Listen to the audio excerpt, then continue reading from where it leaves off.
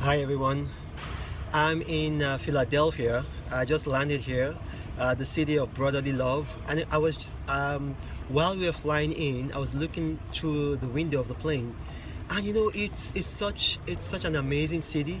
I mean, as you all know, if you Google Philadelphia, you'll know it's the city of brotherly love. And I was just inspired when I landed. I said, okay, well, a city of brotherly love, what better location than to give marriage counseling advice to whom it may concern. I don't want to mention names, but you guys have all known that a very, very high profile couple have taken to the media to will I say, talk to each other, tell themselves things that they ought to have said, privately. And so, I'm just thinking maybe they might not need marriage counseling advice, or maybe if it's not for them, it might be for anybody out here. But right now I'm in Philadelphia, the city of brotherly love, and it's so inspiring. It's an awesome city. I'm still at the airport. I just landed. I haven't yet gotten into town, but I just want to say this. It's just marriage counseling advice.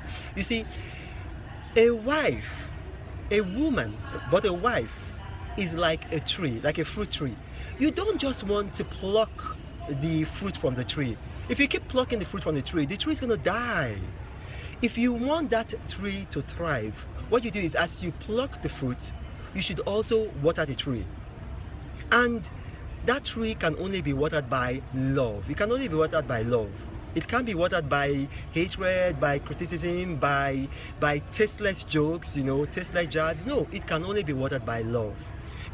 And I just need to tell you, I mean, like, these are just thoughts that came in my mind as I was landing in Philadelphia. You see, never attack your wife for telling you that your mouth stinks. Never attack your wife for telling you that your mouth stinks. Now, sycophants, they may tell you that your mouth smells like bubblegum, your mouth smells like the best perfume, but their tongue doesn't go into your mouth. It's only your wife.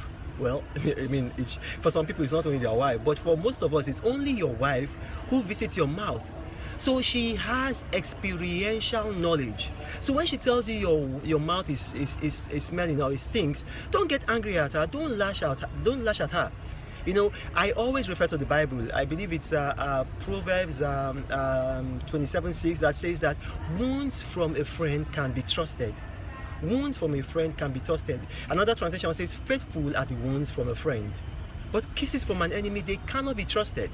So if you are that famous man, people might be telling you, divorce your wife, deal with her. I read somebody, a senator, saying that if my wife did that to me, she will be going back to her parents' house in 24 hours. People can talk all that kind of talk, but he who feels it knows it. He who feels it knows it. And I'll say this, nothing, absolutely nothing can stop a man who has God in front of him and his wife by his side. Nothing can stop a man who has God in front of him and his wife by his side. See, it worked for Abraham. If it worked for Abraham, it's going to work for you. And it did work for Abraham. So I'll tell you, nothing can stop a man that has his God in front of him and his wife by his side. Now, you see, look, marriage is like drinking tea.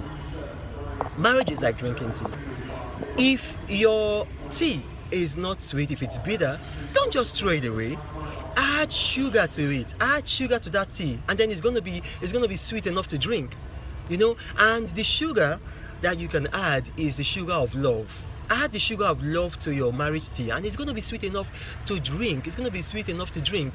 And I'll say this, I'll close with this. You see, the first place a man demonstrates leadership ability is in his house.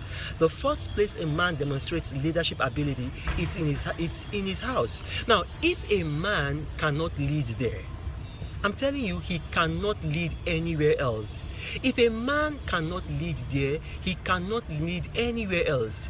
And you see, don't devalue women.